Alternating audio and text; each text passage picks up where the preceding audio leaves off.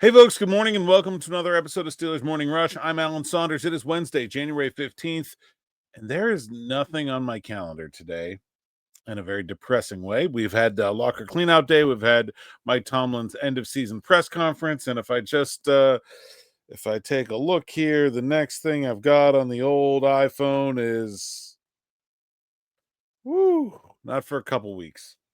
The offseason is here, folks. The offseason is here.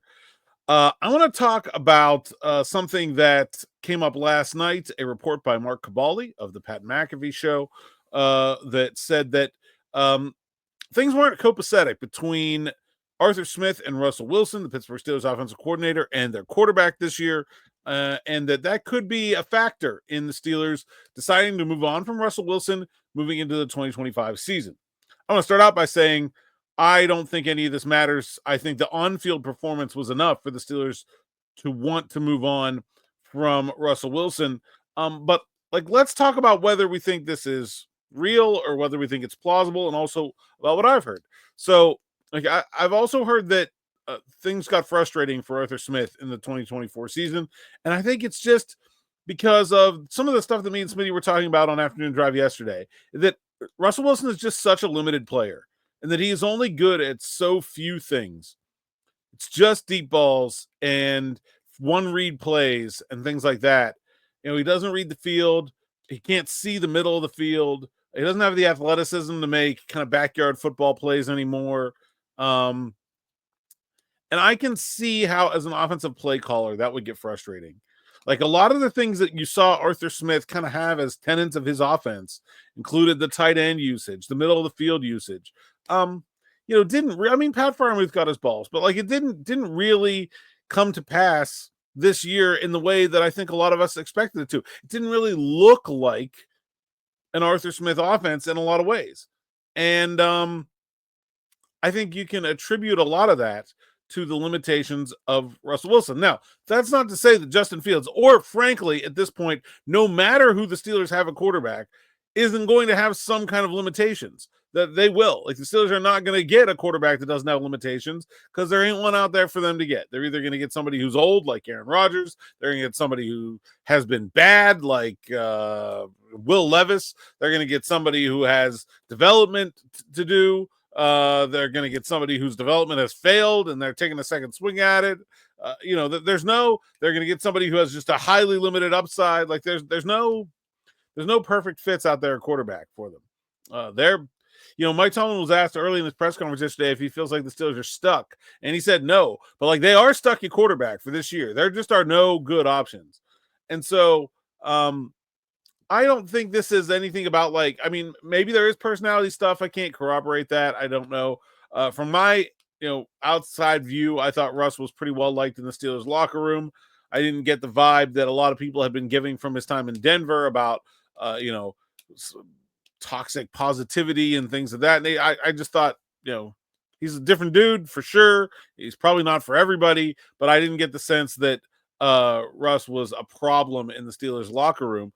But I can definitely understand a play caller being frustrated with trying to call plays for Russell Wilson over the course of a season, and looking at Arthur Smith's strengths and weaknesses and Justin Fields' strengths and weaknesses.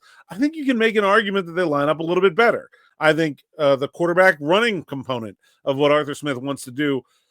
We saw Russ run a little bit, but it's clear that at this point in his life and his career, that's just not anything he's going to be able to lean on. And the Steelers struggled so much in short yardage and in goal line when they made the switch from Justin Fields to Russell Wilson. I think that was an obvious thing that they were having a hard time doing. And so I think just in that regard, going to Justin Fields would be an improvement for the Steelers going forward. Now, he's not as good of a deep passer.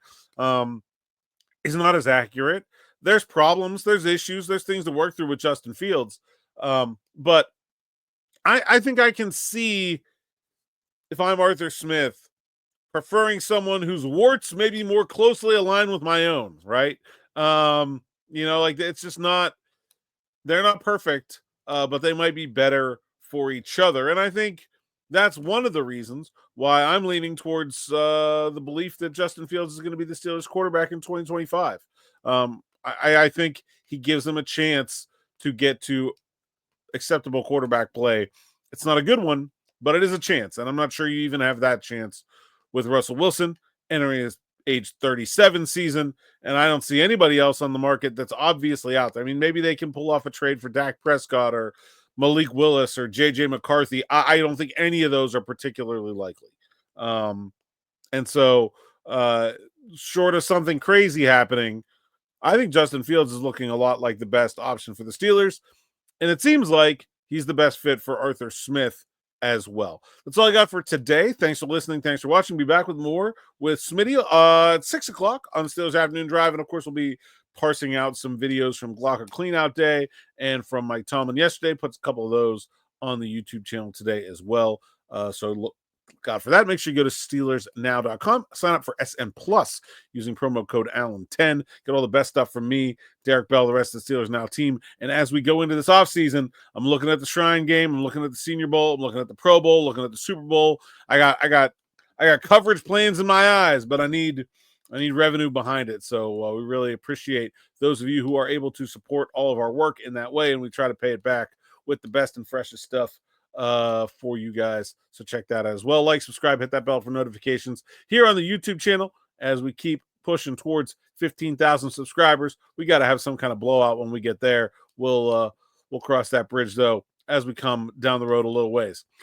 That's it for today. Thanks for listening. Thanks for watching. Be back with more with Smitty later. Until next time, enjoy.